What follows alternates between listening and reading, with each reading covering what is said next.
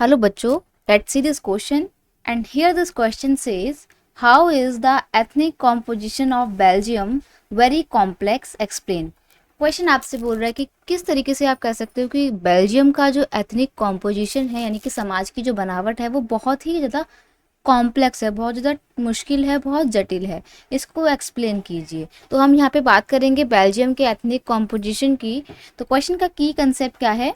Ethnic composition of the Belgium. Ethnic composition का मतलब होता है सोसाइटी की बनावट, किस तरीके से सोसाइटी में कौन सी कम्युनिटी का कितना पॉपुलेशन में शेयर है, ये सारा चीज़ें हम यहाँ पर डिस्कस करेंगे। तो आइए स्टार्ट करते हैं।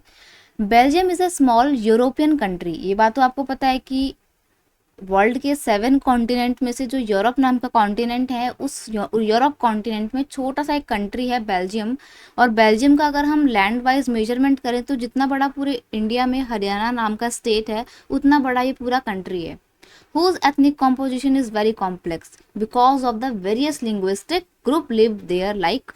अब यहाँ पर बहुत ज़्यादा कॉम्प्लेक्सिटी इसलिए पाई जाती है एथनिक कॉम्पोजिशन में क्योंकि बहुत अलग अलग लिंग्विस्टिक ग्रुप वाले लोग यहाँ पर रहते हैं। लिंग्विस्टिक ग्रुप मतलब भाषाई समूह जो अलग अलग भाषा बोलते हैं। अब जैसे कि 59% of the total population who speak Dutch language live in the Flemish region. अब टोटल पॉपुलेशन का 59% जो कि डच भाषा बोला करता है वो फ्लैमिश रीजन में रहता है। Another 40% in Wallonia region and speak French language. और जो बाकी के 40% लोग हैं वो वेलोनिया रीजन में रहते हैं और वो फ्रेंच भाषा बोलते हैं। Remaining 1% of the Belgians speak German language. और जो 1% बेल्जियन लोग बच रहे हैं वो जर्मन भाषा बोलते हैं। तो यहाँ पर हमें ये समझ में आ रहा है कि जो मेजोरिटी में है वो डच कम्युनिटी के लोग हैं, जो डच भाषा बोलते हैं वो 59% हैं और फ्लेमिश रीजन में रहते हैं।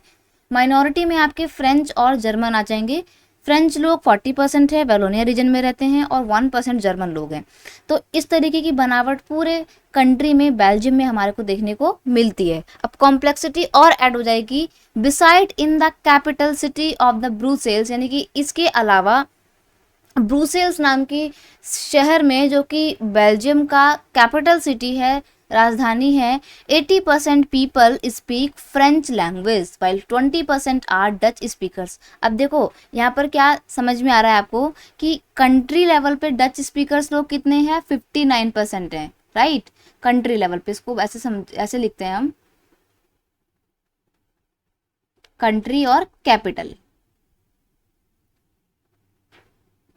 Dutch French.